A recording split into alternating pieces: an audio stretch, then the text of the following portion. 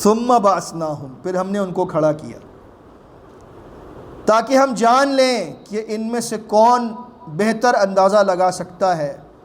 کہ وہ کتنا عرصہ غار میں رہے۔ ہم آپ کے سامنے ان کا قصہ حق اور سچ بیان کرتے ہیں۔ وہ کچھ نوجوان تھے جو اپنے رب پر ایمان لائے، اور ہم نے ان کو ہدایت میں اور زیادہ بڑھا دیا، اور ہم نے ان کے دلوں کو مضبوط کر دیا۔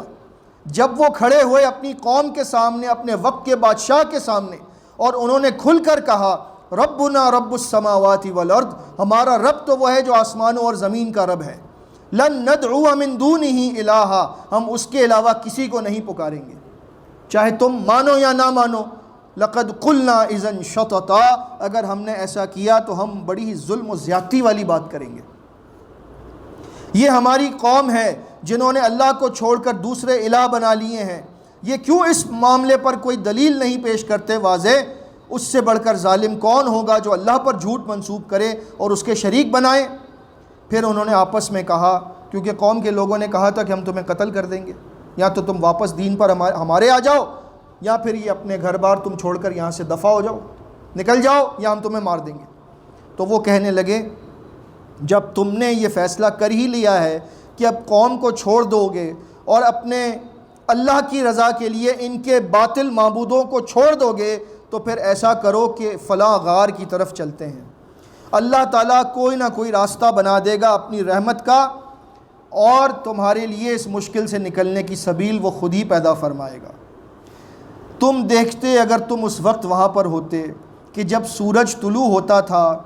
تو وہ جھک کر ان کے غار کے منہ سے ایک طرف سرک کر طلوع ہوتا تھا، اور جب غروب ہوتا تھا تو غار کے منہ سے ایک طرف ہو کر غروب ہوتا تھا۔ سبحان اللہ، اللہ جسے سلانا چاہے تو اس کے لیے سورج کو بھی پابند کر دیتا ہے کہ میرے بندے کی نگاہوں میں تیری روشنی پڑی تو میرا بندہ اٹھ جائے گا، تو اس طرف ہو کر طلوع ہوگا، اس طرف ہو کر غروب ہوگا، میرے بندے جاگ نہ جائیں۔ دیکھیے اللہ کتنا محبت کرنے والا ہے اپنی مخلوق سے۔ آپ اللہ کے ہو جائیے اور دیکھیے اللہ وسائل کو کیسا آپ کے تابع کر دے گا۔ یہ ساری کائنات آپ کے تابع ہوگی اگر آپ اللہ کے تابع ہو جائیں۔ پھر فرمایا کہ وہ غار کی ایک کھلی جگہ پر لیٹے ہوئے تھے، سو رہے تھے، اللہ کی بڑی نشانی تھے۔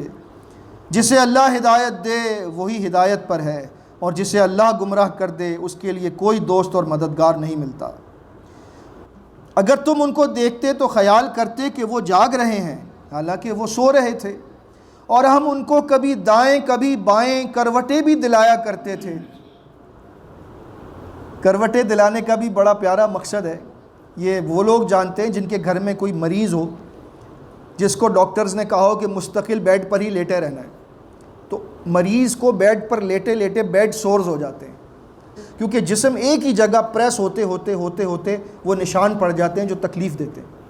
تو کروٹ دلانے کا نظام جو اللہ نے رکھا ان کا یہ بڑا پیارا تھا، تو اللہ نے ان کو کروٹیں بھی دلائی، ان کا اتنا خیال رکھا اللہ نے۔ وَكَلْبُهُمْ بَاسِطٌ ذِرَاعِهِ بِالْوَسِيدِ، اور ان کا ایک کتا بھی تھا، وہ کتا غار کے منہ پر اپنے بازو پھیلائے اس طرح سے بیٹھا ہوتا تھا، اور بڑا خوفناک سا کتا تھا کہ اس کو کوئی دور سے دیکھے تو کبھی ہمت نہ کرے غار کی طرف جانے کی۔ اسے بھی اللہ نے پابند کیا ہوا تھا کہ یہیں پر رہنا، یہاں سے نہیں جانا، کہ کوئی غار میں چلا نہ جائے میرے بندوں کو پکڑ نہ لے جا کر کہ یہ وہی ہیں جو بھاگ کر آئے ہیں۔ اگر تم ان پر اچانک جھانک کر دیکھتے تو تم ڈر کر واپس بھاگ جاتے،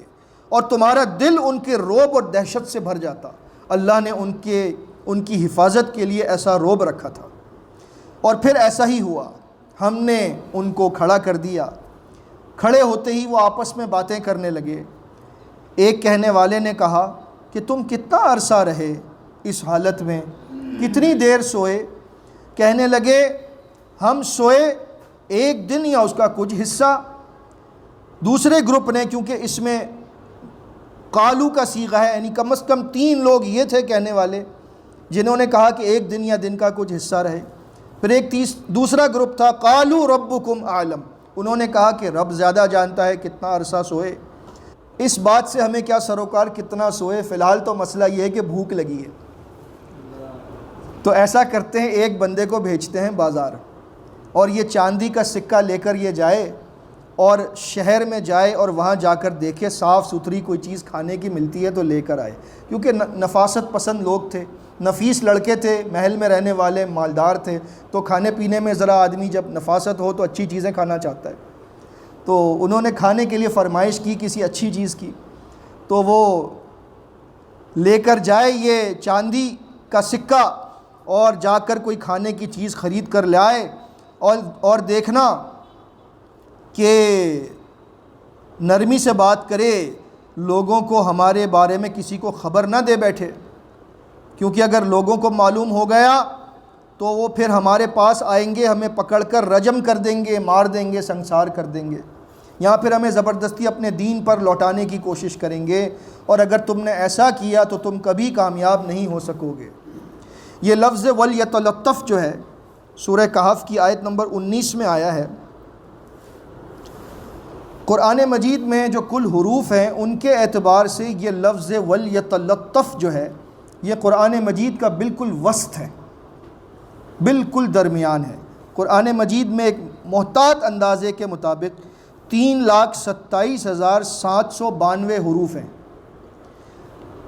اور یہ جو لفظ ہے وَلْيَتَلَطَّفْ، اس کی جو تا ہے لام سے پہلے،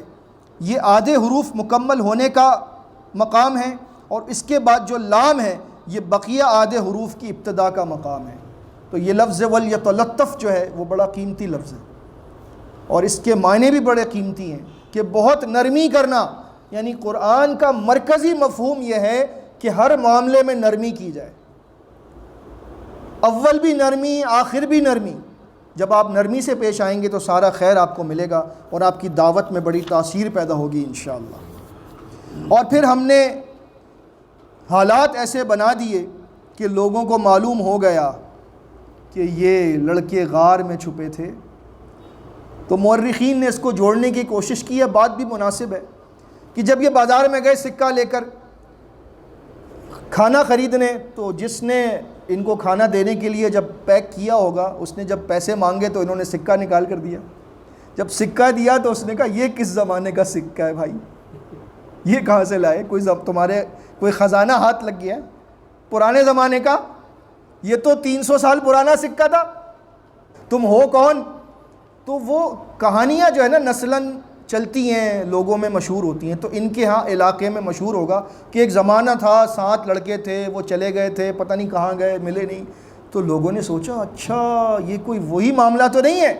تو اس طرح سے لوگوں کو خبر ہو گئی، اور اللہ نے فرمایا کہ اس طرح ہم نے ان لوگوں پر یہ بات واضح کر دی کہ ہمارے لیے قیامت کے دن لوگوں کو اٹھانا کوئی معاملہ نہیں ہے۔ جو آخرت پر یقین نہیں رکھتے وہ یہ دیکھ لیں کہ جو 309 سال سلا سکتا ہے تو وہ مردوں کو کیا زندہ نہیں کر سکتا۔ پھر ان کے ساتھ کیا ہوا واللہ اعلم۔ بعض مفسرین نے لکھا ہے کہ یہ غار سے باہر نہیں آئے تھے، وہ جو ایک تھا وہ بھی اندر گیا، اور یہ سارے دوبارہ سو گئے، اور اسی وقت اللہ نے ان کو موت دے دی، اور ان کا چیپٹر وہیں کلوز ہو گیا۔ کیونکہ اگر یہ باہر آ جاتے تو بہرحال آپ سمجھ سکتے ہیں کہ پھر جو پوجا پاٹ کے معاملات ہوتے، تو اللہ نے ان لڑکوں پر سے شرک کی تہمت کو بھی ہٹایا، اور ان لوگوں کو جو ہے وہ اس قابل بھی نہ رکھا کہ ان کی پوجا کرتے۔ یہ کرسچینٹی کے اندر جو ہے وہ بڑا مسئلہ تھا اس زمانے میں، جب کانسٹنٹین نے نیا رومن امپائر کو کرسچینٹی پر کنورٹ کیا تھا، نصارہ کی طرف جب وہ گیا تھا، تو آج تک جو آپ چرچ میں جائیں کسی بھی، تو آپ کو اس میں عیسیٰ علیہ السلام کی تصویر ملے گی، پال کی تصویر ملے گی، مریم علیہ السلام کی تصویر ملے گی۔ تو یہ تصویروں کی پوجا کرنے کا جو سسٹم ہے یہ عیسائیت میں نہیں تھا، یہ کانسٹنٹین جو ایمپرر تھا روم کا، اس نے بت پرستی اور عیسائیت کا ایک سمجھ لیں امتزاج بنا دیا تھا۔ تو آج تک نصارہ یہی سمجھتے ہیں کہ یہ اصل نصرانیت ہے، جبکہ اصل نصرانیت میں پوجا پاٹ نہیں تھی عیسیٰ علیہ السلام کی۔ یہ ہائی جیک ہوا ہے پورا دین، اور اس دین کو ہائی جیک کر کے بت پرستوں نے اس میں اپنی بت پرستی شامل کروائی۔ تو یہی ان کے ساتھ بھی ہوا، آگے چل کر آ رہا ہے کہ انہوں نے کہا، اسی آیت نمبر 21 میں ہے، یہ لوگ آپس میں تنازع کرنے لگے کہ ان کا اب کرنا کیا ہے۔ تو بعض نے کہا کہ ان پر عمارت تعمیر کر دیتے ہیں، غار کا منہ بند کر دیتے ہیں تاکہ اب کوئی اس میں جا نہ سکے۔ معلوم ہوتا ہے کہ وہ اس وقت سے فوت ہو چکے تھے۔ پھر اللہ نے فرمایا کہ جو اس وقت اقتدار میں تھے انہوں نے کہا کہ ہم ان پر مسجد تعمیر کر دیتے ہیں، اور یہ نصارہ کا ایک بڑا مسئلہ تھا، صحیح بخاری میں ہے، آپ کو حدیث یاد ہوگی نبی کریم صلی اللہ علیہ وسلم کی آخری نصیحتوں میں سے یہ بات تھی، اور فرمایا لعن اللہ الیہود والنصارى، کہ اللہ یہود و نصارہ پر لعنت کرے، اتخذوا قبور انبیائہم مساجدا، وہ اپنے نبیوں کی قبروں کو مسجد بنا دیا کرتے تھے، یعنی نبیوں کی قبروں پر مسجد بنا کر وہاں عبادت کرتے تھے۔ آج ہمارے یہاں امت کے اندر کیا ہوتا ہے، کوئی بزرگ فوت ہو جاتے ہیں، ان کی قبر کے اوپر کیا بنتا ہے، عمارتیں بنتی ہیں، وہیں پر مسجد کے اندر ہی قبریں آ جاتی ہیں، آہستہ آہستہ وہاں پر نمازیں ہونا شروع ہو جاتی ہیں۔ یہ سب کس کی پیروی ہے؟ نصارہ کی۔ اللہ تعالیٰ ہمارے بھائیوں کو سمجھ عطا فرمائے کہ وہ جس چیز کو دین سمجھ رہے ہیں وہ دراصل دین نہیں ہے، بلکہ وہ نصارہ کی پیروی میں شرک کی ایک واضح صورت ہے۔ پھر فرمایا اللہ رب العزت نے، جو اصل موضوع نہیں ہے لیکن بات بتانے کا مقصد ہے وہ سمجھے، ان قریب لوگ کہیں گے کہ اصحاب کہف 3 تھے اور چوتھا کتا تھا، اور کہیں گے کہ وہ 5 تھے، چھٹا کتا تھا۔ یہ سب ان کی باتیں ہیں جو رائے زنی پر مبنی ہیں، اندازے ہیں، اور وہ کہیں گے کہ یہ 7 تھے، 8واں ان کا کتا تھا۔ لیکن اس کے بعد اللہ نے نہیں فرمایا کہ یہ رائے زنی ہے۔ معلوم ہوتا ہے کہ اس عدد پر کوئی اشارہ ہے کہ یہ 7 کا ہونا، اس کے پیچھے کوئی حقیقت معلوم ہوتی ہے، واللہ عالم۔ لیکن اس کی ایک بڑی وجہ یہ ہے کہ پچھلی آیت میں ہم نے یہ پڑھا تھا، آیت نمبر 19 میں، ایک کہنے والے نے کہا کہ تم کتنا سوئے رہے، تو کم از کم 3 نے کہا کہ ہم 1 دن سوئے یا کم، اور پھر باقی 3 نے کہا کہ اللہ جانتا ہے کتنا سوئے، تو 3 اور 3 6 اور 1 7 ہو گئے۔ اور اگر آپ کرسچن ٹریڈیشن کو پڑھیں تو آپ کو یہ حیرت ہوگی جان کر کہ دا 7 سلیپرز کے نام سے عیسائیت میں بھی ایک پورا واقعہ موجود ہے، 7 سونے والے جو غار میں جا کر سو گئے تھے۔ تو معلوم ہوتا ہے کہ 7 کے عدد کے پیچھے کوئی پختہ معاملہ لگتا ہے، لیکن پھر بھی ہم یہ کہتے ہیں کہ اس سے کوئی ہمیں غرض نہیں کہ وہ 7 تھے یا وہ کم تھے یا زیادہ تھے۔ غرض اس بات سے ہے کہ آپ کم ہوں یا زیادہ، اگر آپ اللہ کی رضا کے لیے شرک اور کفر کو چھوڑیں گے تو اللہ آپ کے لیے خود حالات پیدا کرے گا، آسانی والے، ہدایت والے، رہنمائی والے۔ لہٰذا آپ ان کی تعداد کے معاملے میں کسی سے زیادہ جھگڑا نہ کریں، الا یہ کہ کوئی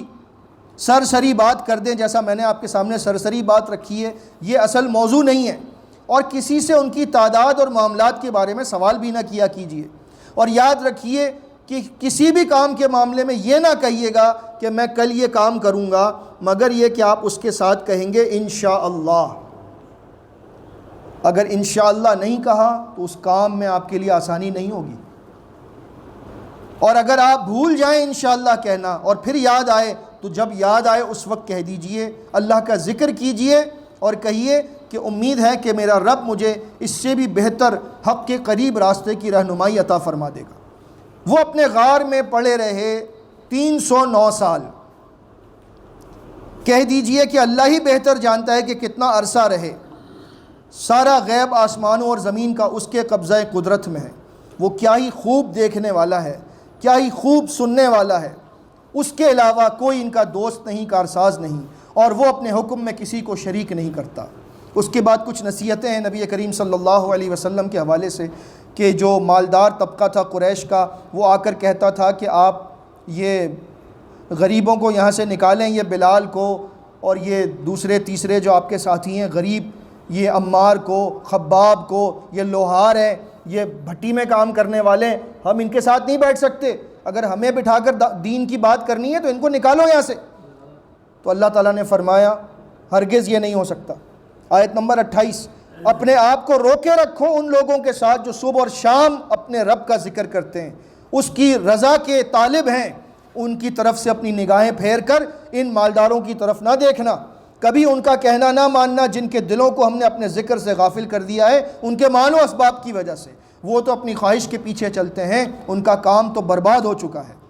لہٰذا اس میں نصیحت ہے ہمارے لیے کہ غریب دیندار آدمی ہو تو وہ زیادہ عزت کا حقدار ہے، اور مالدار اگر بے دین ہے تو وہ آپ کی عزت کا حقدار کبھی بھی نہیں ہو سکتا۔ کہہ دیجئے کہ تمہارے رب کی طرف سے حق آ چکا ہے، جو چاہے ایمان لے آئے، چاہے تو وہ انکار کر دے۔ اس کے بعد جہنم کے عذاب کا ذکر ہے اور اس کے بعد جنت کی چند نعمتوں کا ذکر ہے۔